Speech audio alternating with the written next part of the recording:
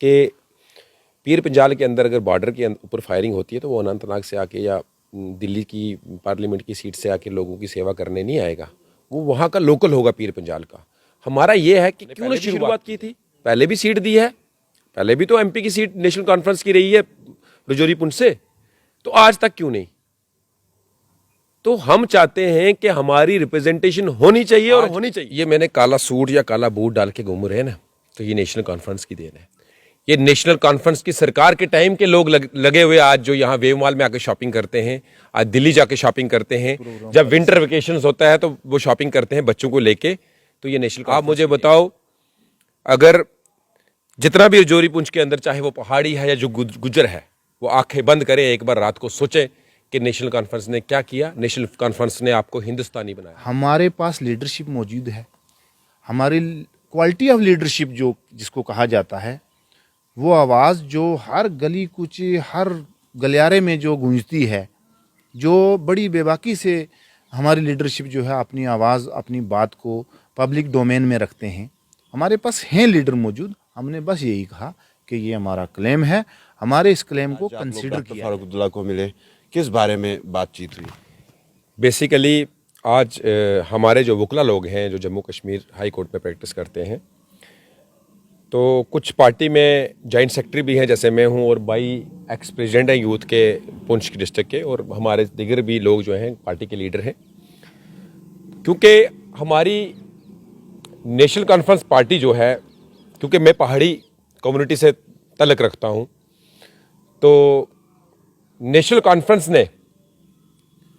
جب یہ ایشو جو پہاڑیوں کا مدعا ہے، یہ وہ جماعت تھی جس نے نیشنل کانفرنس نے اس کی بنیاد رکھی تھی کہ پہاڑیوں کو ایس ٹی سٹیٹس ملنا چاہیے۔ اور آپ یقین کریں 1983 میں جب ہمارے فاروق عبداللہ صاحب چیف منسٹر تھے، انہوں نے اندرا گاندھی جی کو بھی لیٹر لکھا تھا کہ پہاڑیوں کو اگر گجر طبقے کو ایس ٹی مل سکتا ہے تو پہاڑی طبقے کو بھی دینا چاہیے۔ اور وہ بنیاد سٹارٹ ہوتے 2014 کے الیکشن کے بعد 2014 کی اسمبلی جب ہوئی، ہمارے یہاں پر اسمبلی میں ڈیبیٹ ہوئی اس ایشو کے اوپر، تو وہاں پر ہمارے وائس پریزیڈنٹ عمر عبداللہ صاحب جب چیف منسٹر تھے، انہوں نے پہاڑیوں کے لیے بل پاس کر کے گورنر صاحب کے پاس بھیج بھی دیا تھا۔ تو یہ وہ نیشنل کانفرنس سرکار ہے جس نے پہاڑیوں کو آج جو ایس ٹی ملا ہے اس کی شروعات نیشنل کانفرنس نے کی تھی، اور اسی وجہ سے آج پہاڑیوں کو ایس ٹی ملا ہے۔ تو میں یہ کہنا چاہتا ہوں کہ اگر نیشنل کانفرنس رجوری پنچ کے اندر مضبوط ہمیشہ رہی ہے اور آگے بھی رہے گی، تو آج جو ہمارا خاص کر کے مدعا تھا، کیونکہ آپ کو پتا ہوگا کہ ہم رجوری پنچ کے اندر ہماری جو پارلیمنٹ میں ریپرزنٹیشن ابھی ایک بار رہی ہے، وہ بھی نیشنل کانفرنس کی طرف سے رہی تھی۔ ہمیں ایک بار موقع ملا رجوری پنچ کے اندر، اور رجوری پنچ نے نیشنل کانفرنس کو ٹکٹ لے کے دی تھی ممبر آف پارلیمنٹ کی۔ تو اسی سلسلے میں آج ہم ہمارے پارٹی کے پریزیڈنٹ فاروق عبداللہ صاحب سے ہم ملاقات کی، اور بینگ اے پارٹی کے لیڈر ہونے کے ناطے نہیں، بینگ اے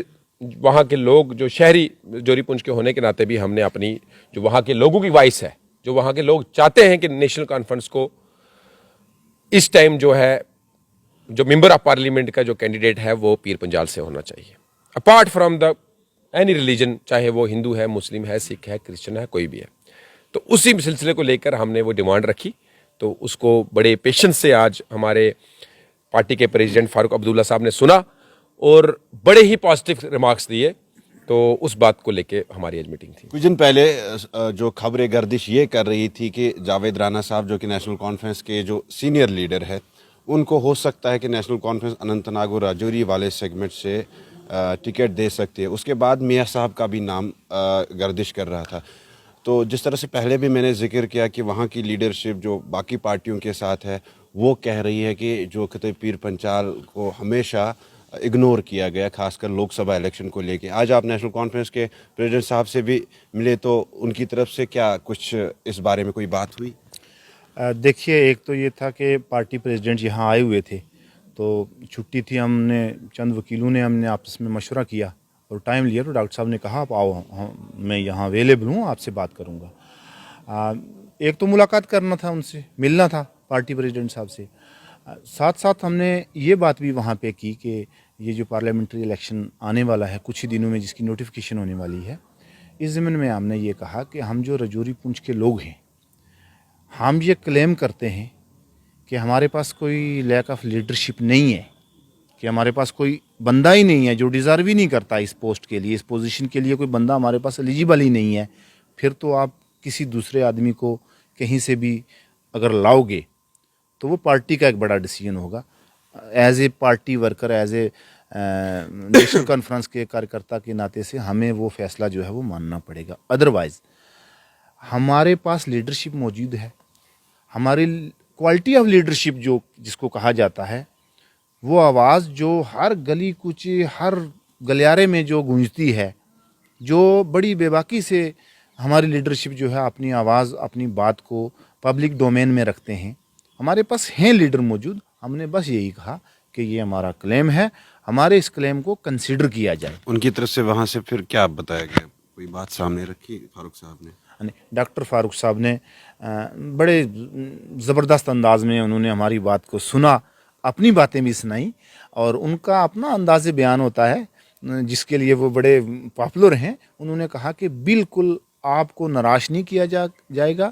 آپ کے سینٹیمنٹ کو مد نظر رکھتے ہوئے آپ کے سینٹیمنٹ کی پوری طریقے سے پیروی کی جائے گی۔ اور اب عمر عبداللہ صاحب آ رہے ہیں، ہم ان سے بھی کوشش کریں گے ملنے کے لیے، ان سے بھی ہم اپنی بات رکھیں گے۔ دیکھو، یہ ہمارا کلیم ہے as a member of society, as a member of national conference, اور رجوری پنچ کا وکیل ہونے کے ناطے سے ہم نے اپنی طرف سے اپنی وکالت کی ہے اپنے لوگوں کی، کہ اپنی پارٹی کی، کہ ہم میں سے کسی آدمی کو یہ ذمہ داری دی جائے اور پوری پارٹی کی قیادت ہمارے ساتھ ہے، ہماری مدد کریں، تو تاکہ ہم ایک ایسی بے باک آواز کو یہاں سے بھیجیں جو پارلیمنٹ میں جا کے یہ ثابت کر دے کہ ہاں، رجوری پنچ میں پوٹینشل ہے، رجوری پنچ میں لیڈرشپ کی کوئی کمی نہیں ہے۔ تو ہم چاہتے ہیں کہ ایسی ایک بولڈ وائس جو ہے وہ پارلیمنٹ تک پہنچے۔ یہ ہمارا کلیم ہے۔ پارٹی پھر جو فیصلہ کرے گی، ہم تو پارٹی کے جناب نوکر ہیں، ہم نے تو پارٹی کا فیصلہ ماننا ہی ہے، بٹ یہ ہمارا کلیم تھا۔ وکیل صاحب، آپ سے میں جاننا چاہوں گا، جس طرح سے آج پہاڑی کمیونٹی کلیم کر رہی ہے کہ نیشنل کانفرنس ہو، پی ڈی پی ہو، انہوں نے ہمارے ساتھ ناانصافی کی ہے، دوسری طرف سے اب پہاڑی کمیونٹی کو جب سے شیڈول ٹرائب میں لایا گیا، اس کے بعد ہم دیکھ رہے ہیں کہ کنٹینیوسلی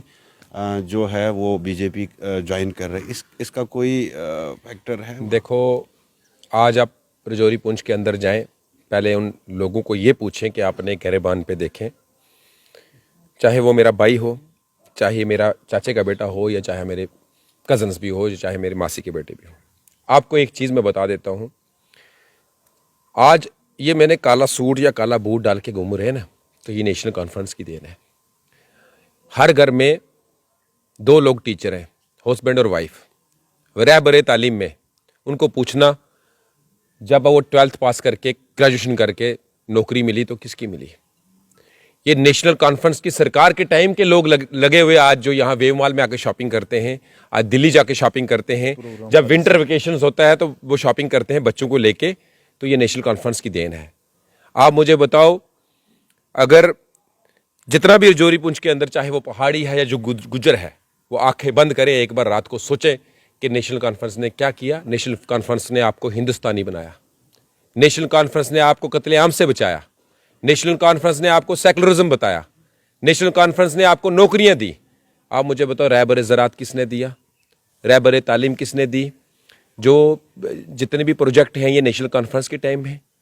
تو نیشنل کانفرنس کو آپ معمولی جماعت نہیں سمجھ سکتے۔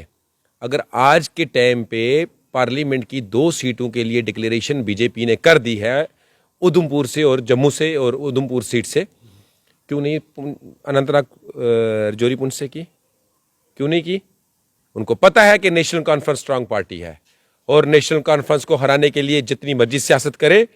نیشنل کانفرنس واپس آئے گی۔ اور آپ کو پتہ ہے الیکشن نہ ہونے کی وجہ بھی جو جموں کشمیر کے اندر، چاہے وہ اسمبلی کے ہو یا پارلیمنٹ کے ہو، وہ صرف نیشنل کانفرنس کا ڈر ہے ان کو۔ اور آپ کہتے ہیں کہ پہاڑی، انشاءاللہ زندگی رہی ہماری تو آپ کو اس کا رزلٹ بھی بتائیں گے کہ پہاڑی کس کو ووٹ دے گا اور گجر کس کو ووٹ دے گا۔ یہ سب کمیونٹی نیشنل کانفرنس کے ساتھ ہے۔ ایک آخری سوال میرا رہے گا، اب 2 پروونسوں کو جوڑا گیا، جموں کے 2 ڈسٹرکٹس اور کشمیر کے 2 ڈسٹرکٹس، کیا آپ کو لگتا ہے کہ یہاں کی لیڈرشپ وہاں ایکسیپٹیبل ہوگی اور وہاں کی یہاں ہو سکتی ہے؟ دیکھیے، یہ تو ہمارے ساتھ ایک بہت ہی بڑی ناانصافی ہوئی ہے۔ یہ جو انہوں نے جس طرح سے یہ بائیفرکیٹ کیا ہے یہ سارا سسٹم، یہ کیا ہے کہ صرف اور صرف ہم لوگوں کو توڑنے کا کام کیا گیا ہے۔